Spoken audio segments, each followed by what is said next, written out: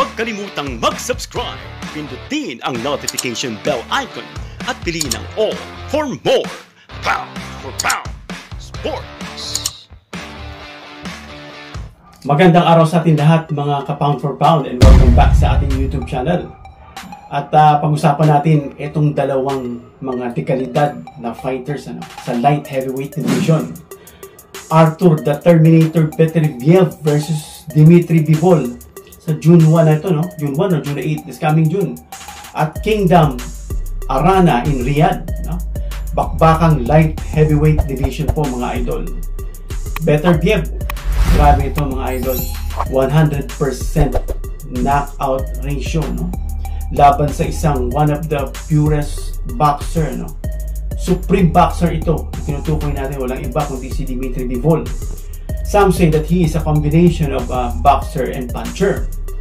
Parehong undefeated ito mga idol, Bivol, meron siyang 22 fights, of course 22 wins and no loss.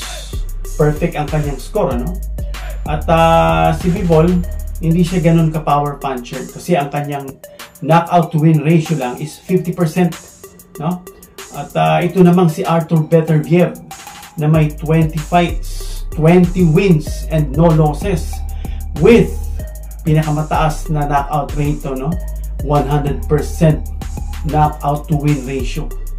At ibang klase talaga ito si Beterbiev. Hawak po ang ni Beterbiev itong lineal champion title, WBC, IBF and WBO sa light heavyweight division.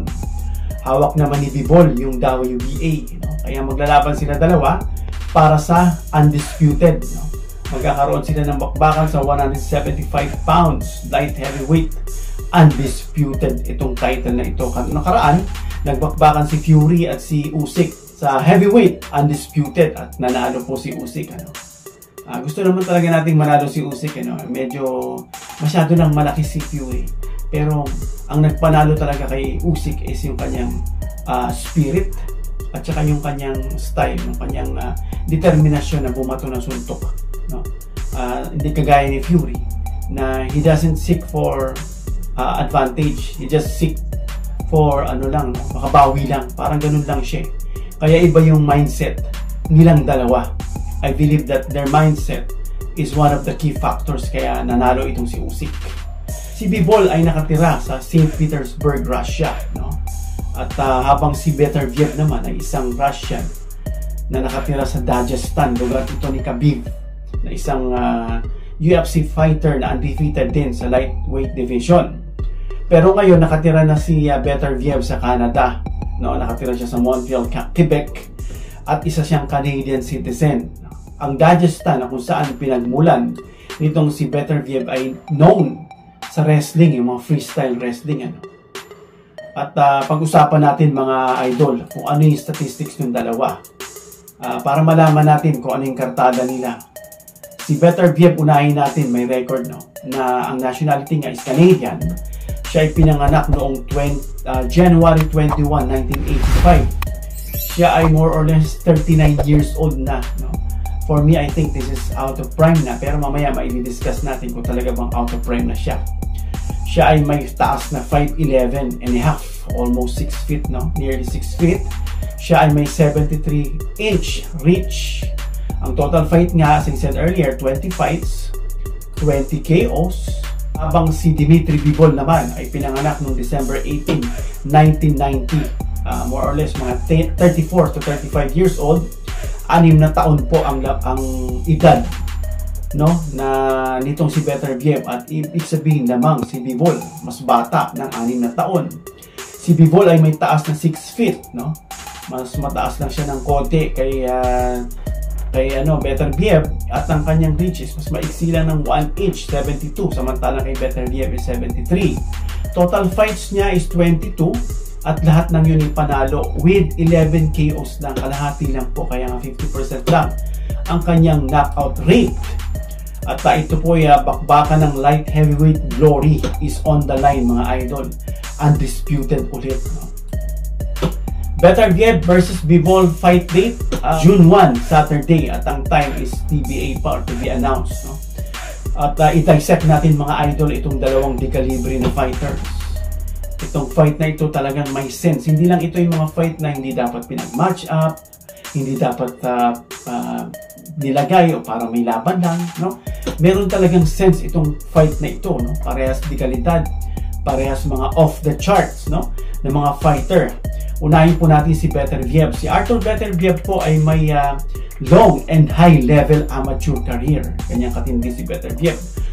At ang magandang bakbakan nito, naging magandang bakbakan nito sa isang good fighter na si Callum Smith, no? Aside from that, wala pa tayong nakitang big name na nakakalaban nitong si Artur Beterbiev. Siya ay may tuturing na isang slugger ang style ni Beterbiev.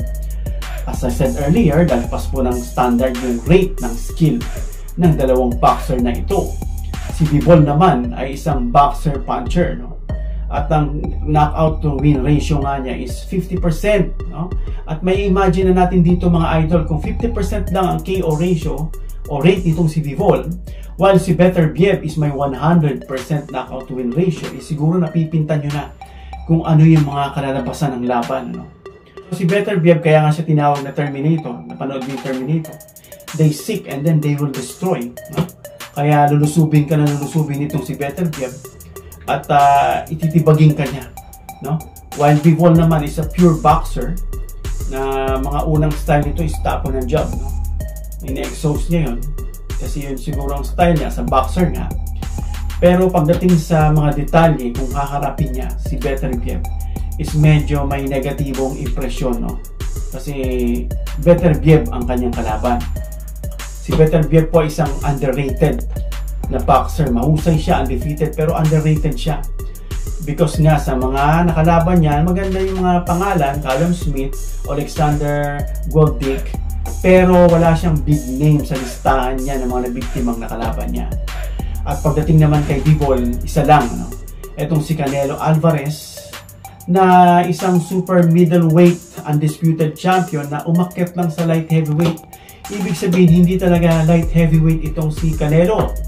At tinalo siya ni Bivol, which is hindi ganon ka-impress yung mga boxing society, no? Yung mga boxing experts, dahil nga isa lang itong super middleweight na umakyat lang ng light heavyweight, no?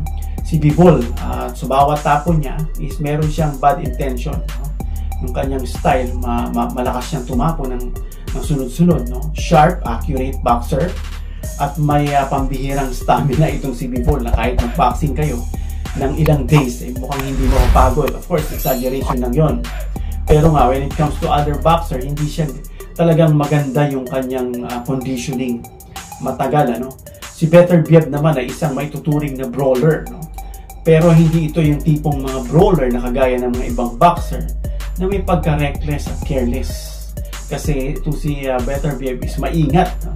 Walang tigil ito sa pagtugis at magbato ng suntok sa kanyang mga kalaban. At ang maganda sa kanya, mga idol, is nandoon pa rin yung balance. Hindi awkward na kapag tumapon, no? Wala nang balanse. Habang ito si Beterbiev is mahusay ang kanyang balance, ano, habang bumabato ito, no?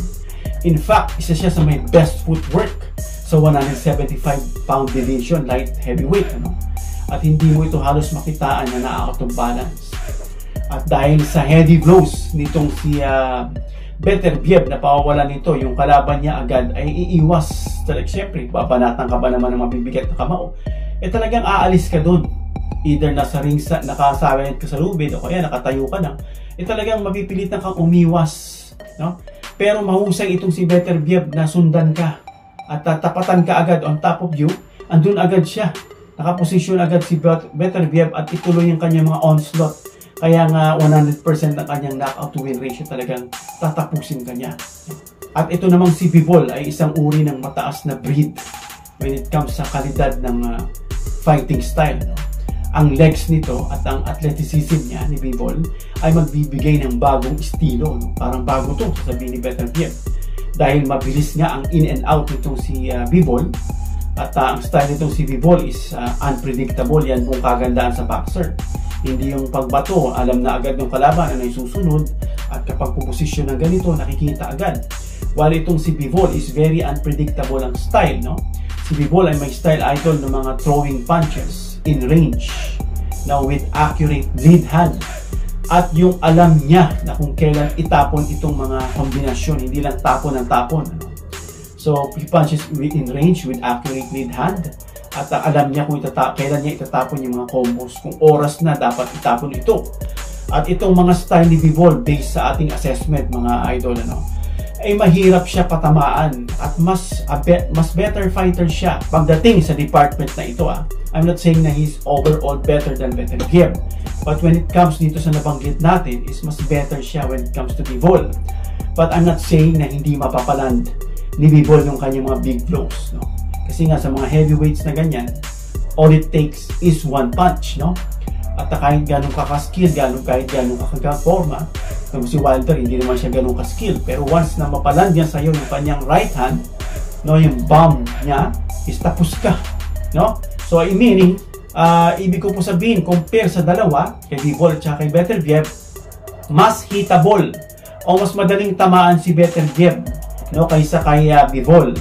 But even though Beterbiev is also an accurate fighter, dahil technical at proficient itong si Bivol, I give him that part. So, we can see, in my opinion, as also other experts' opinion, now we can see Bivol giving Artur Beterbiev a hard time with receiving bunch of punches. Nakita natin kung paano tumapon si Bivol. Even how Canelo suffered yung onslaught ni Bivol na walang tigil, yung mga combination niya. Beterbiev also will have his moments, magbibigay ng difficult moment dito kay Bivol. Kung kaya niyang saluhin yung suntok ni Beterbiev gaya ng mga nabiktima, at they ended up knockout or technical knockout in stop. Kung hindi kaya saluhin ni Bivol, siguradong tapos siya. At if this fight would go the distance, I would give the score, either unanimous, o majority para kay Bivol. Makikita natin na magiging successful si Bivol in every round, using his speed, agility, and toughness to win by decision. At knowing na nagkaroon nga ng knee injury itong si Beterbiev yung nakaraan sa kanyang training, I don't know kung gaano na siya ka-recovered. Baka biglang magpakita ito at dalawin siya. So my prediction, if Artur could not KO Bivol, and Bivol will win, sa betting odds pa lang, lamang na si Bivol. Meron si Bivol 52% lamang for Bivol, while for Beterbiev is 48% lang. I don't know kung malapit na yung laban, baka magbago pa ito, but let's see if the sneaky shot coming from the Beterbiev would land a perfect timing on Bivol, tapos si Bivol, at Bivol will be another victim of Beterbiev. Well, if not, it will go the distance and Bivol will win. So remember again, sa mga ganitong weight, all it takes is one punch, and if they can take the punch, it will surely go the distance, it will go to decision. So ano opinion nyo mga idol sa dalawang dekalidad na fighter na ito, sino mananalo at bakit? Hanggang sa uli, pound for pound sport.